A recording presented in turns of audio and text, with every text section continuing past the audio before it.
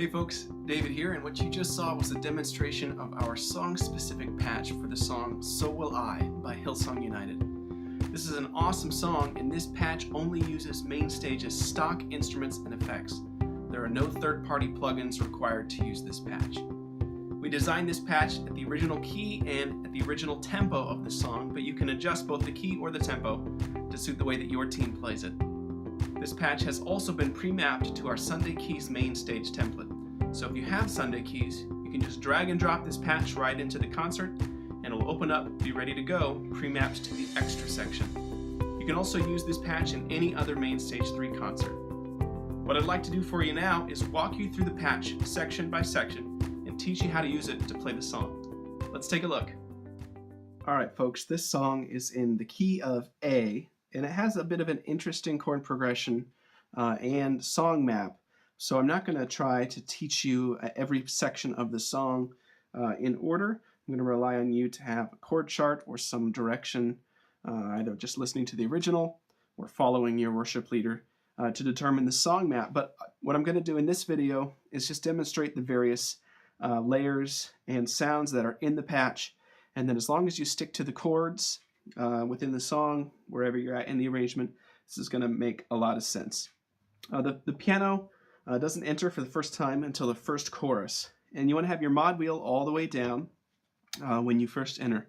And if your keyboard doesn't have a mod wheel, don't worry, we have a tutorial on our blog that tells you how you can use a knob or a fader instead of your mod wheel to function as your mod wheel. So you definitely can still get the full effect of this patch without an actual mod wheel on your keyboard. Just go check out that blog.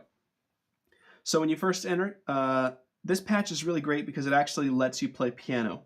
Everything up here is actually a piano sound that you can play, and then all the chord triggers are just baked into the low bass notes, which means that it feels like you're actually playing. It doesn't feel like you're DJing.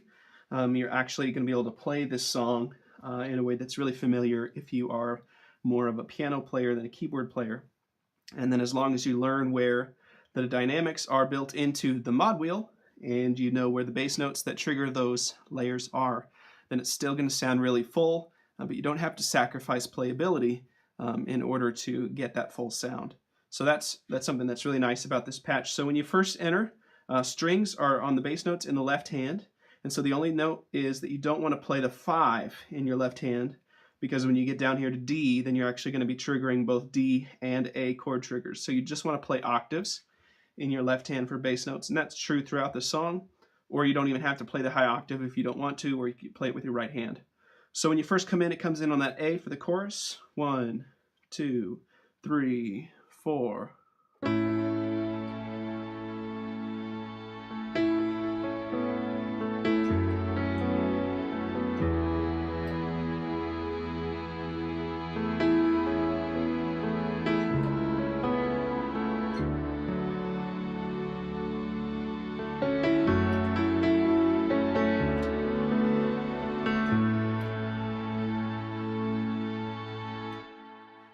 So I'm doing a lot of melody playing in the right hand. It's not necessarily in the original. It's just to supply context.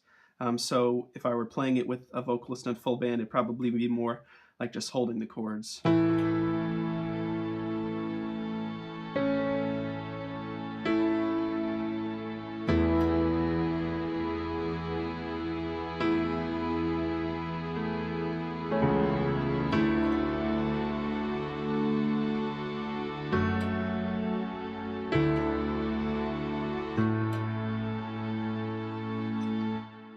Then when you wrap the chorus, you bring your mod wheel up about 10 or 15%. It's going to bring in a high shimmer pad that's on both of these octaves. So whether you want all the other big layers later on the song or not, you can still have that shimmer pad by playing the higher octave. So that sounds like this. It brings in that. It also brings in that bell lead line once you get up to about 20 or 25%. So there's a little bit of a sweet spot there before you'll bring in those bells. That sounds like this.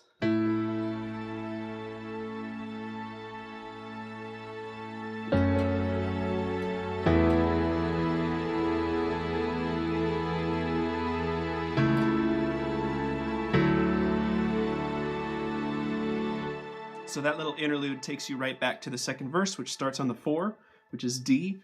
So again, with your mod wheel up about 10 or 15%, you're going to play A, F sharp minor, E, A over C sharp, and then D to go to the verse. So one more time, I'll play that for you.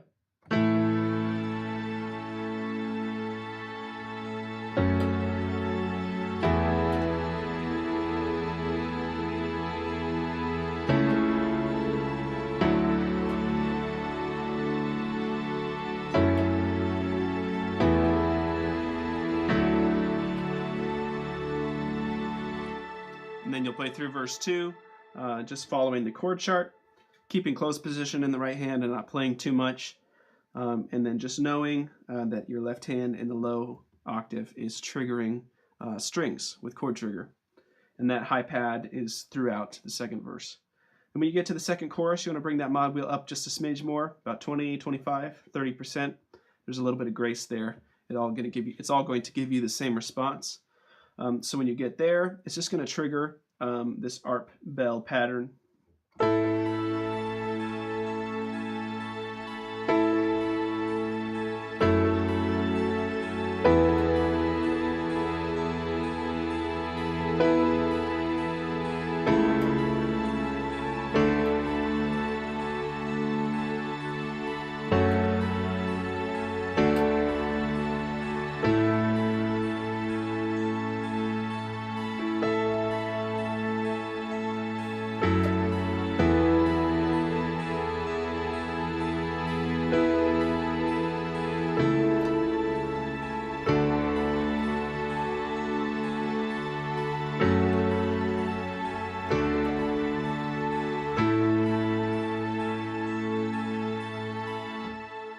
So that takes you to the interlude before the bridge. There's a little musical turnaround there.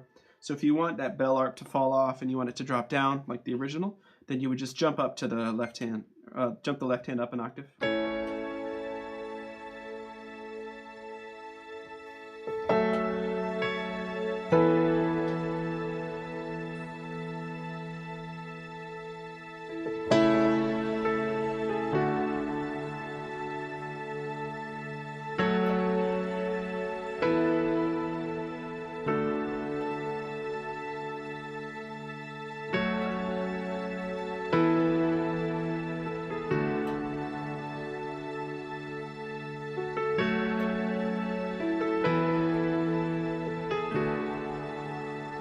So that takes you to the bridge progression, and this is going to be dependent on the type of team you have, how big you need this to be right away versus how much room you want to leave to build.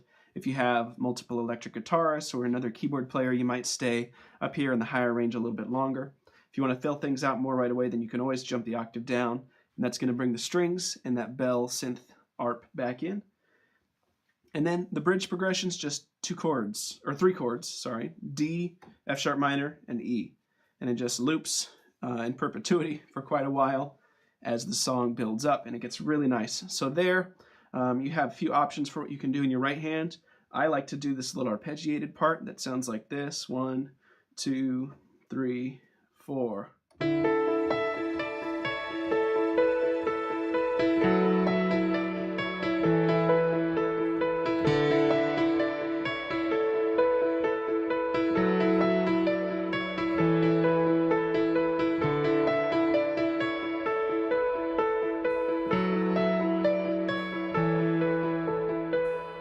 So I'll play that a little bit slower for you so you can catch it.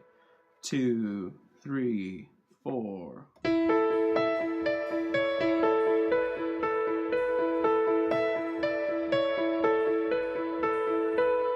And even a little bit slower.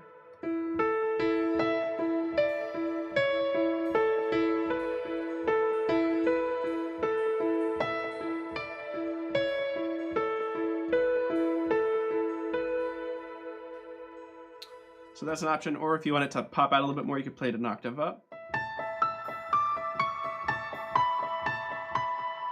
And if you don't want to do that ARP, then you can just play A and O3.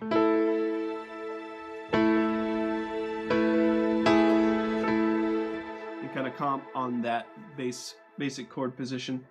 Regardless, your left hand's just going to be playing bass notes, and then in between, you're going to be moving your mod wheel up a little bit each time through. So that's going to sound like this when we put it all together.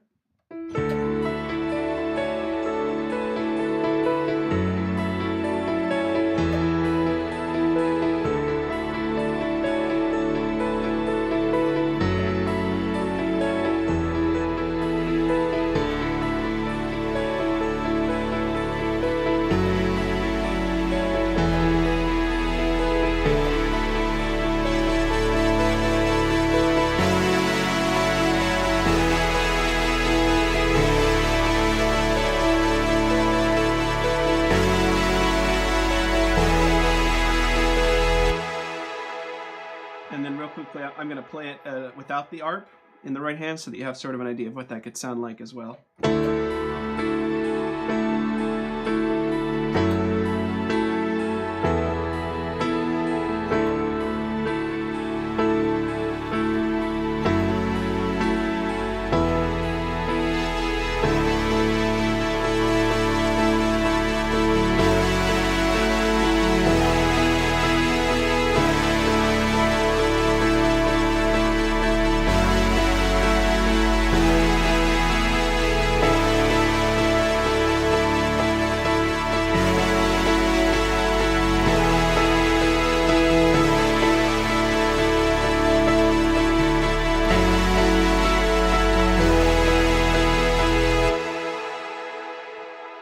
So a couple options there for different skill levels or different comfort levels, or just stylistic choice of how much space you would like to fill as you play the bridge.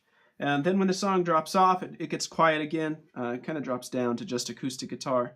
But if you want to, you can bring that piano back in.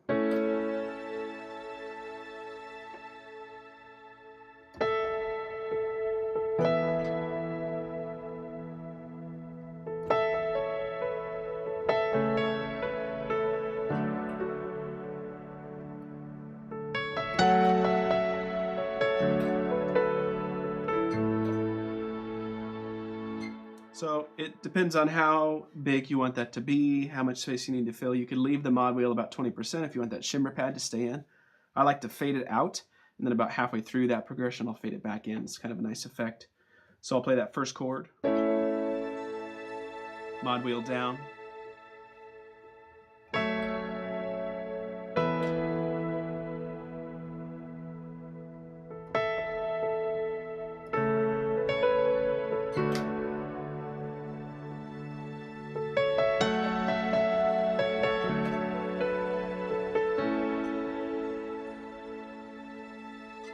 And then if your team builds it back up and does the full version, then you would just slowly bring that low octave back in, and as big as you want it to be, you could fade the mod wheel back up as you played through the full progression. So that's it. And the chorus progression all the way up, it works just the same as the bridge. You're just going to play the proper chords and the proper bass notes. So I'll start on "And As You Speak" with the mod wheel all the way up.